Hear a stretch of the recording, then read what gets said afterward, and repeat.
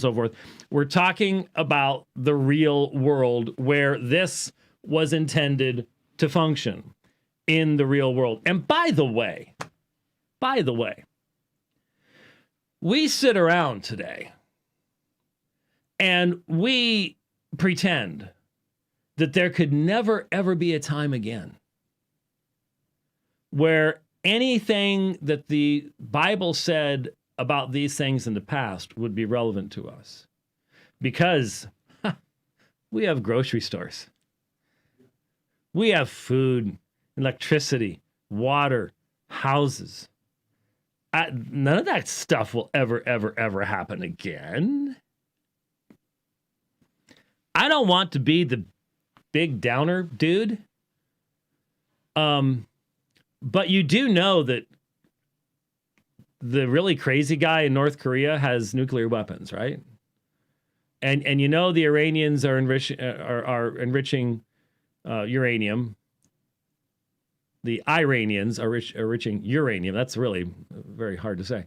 And you do know that it is well within the realm of possibility. It's not just the stuff of movies that major American cities or European cities or Russian cities or Chinese cities could disappear under a mushroom cloud without any of the major nations having launched some type of nuclear strike. You do realize that, right? Do you remember what happened? Well, some of you don't. I'm old. If you don't remember, when 9/11 took place, there was a major economic turndown. Remember? There was a major economic turndown. Ministries were impacted. Everybody was. The economy took a hit.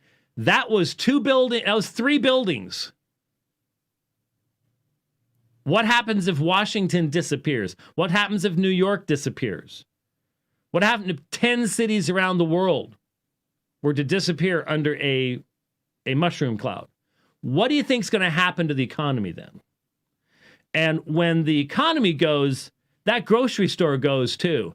And that thin veneer of civilization that we are all so proud of and never really give thanks to God for because we take it as an assumed reality.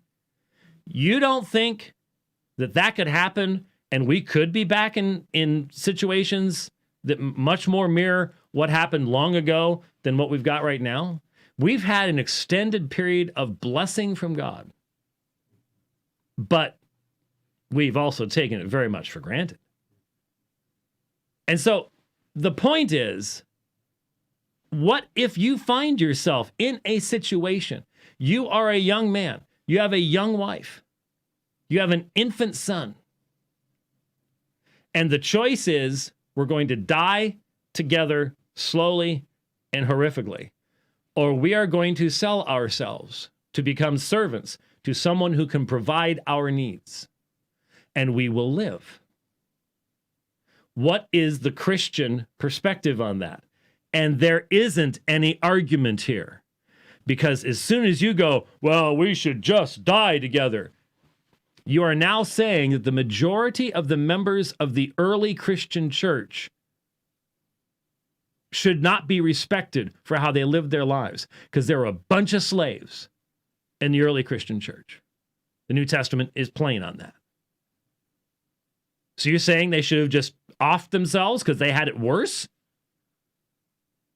No, they lived lives without political freedom that were free in Christ and honoring to Him. You can only do that if you're alive. Now, I was going to bring them up, didn't do it, apologize. There are numerous books. You don't even have to get religious books. You can get secular books that will lay out for you all the different permutations and stuff like that of slavery in the past. And most of the time, you're just sitting there going, wow, I'm glad I did not live back then. That's wonderful. But when you do that, you begin to recognize that there were people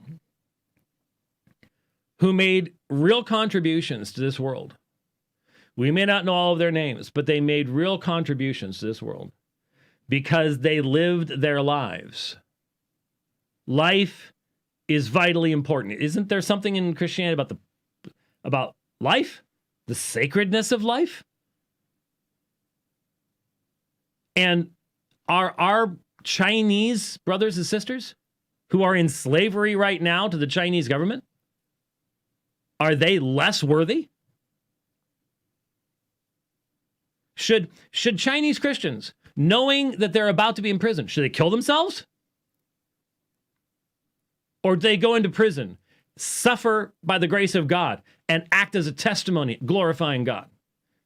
It seems that a bunch of people on Twitter think that they should kill themselves. If you don't got it, if I can't have my iPhone, I don't want to have life. Seems to be what most people are saying. Because there's this narrative. And they've bought it hook, line, and sinker. And so I ask a question. Which is death superior to slavery? It's meant to make you think. It requires you to maybe do some reading to understand something about history. And then I asked, Paul was in error in exhorting slaves and masters to both come to the table in fellowship and brotherhood. You have to deal with the reality that there are entire texts in Ephesians and Colossians and elsewhere in the New Testament that specifically address masters and slaves. You have to deal with it. It seems these people want to ignore them. They want to in some way say, well, all of them are actually commands to do away with slavery. Amazing reading. They can't apply the same rules of exegesis to those texts they apply to anything else. They have to come up with some new way of reading all that, but you've got to deal with it. You've got to deal with the fact that the New Testament does not turn the Christian faith into a revolution in its first generation. Does it lay the foundation? Of course it does. The very fact that you would bring masters and slaves together at the same table is obviously detrimental to the long-term survival of slavery. In what?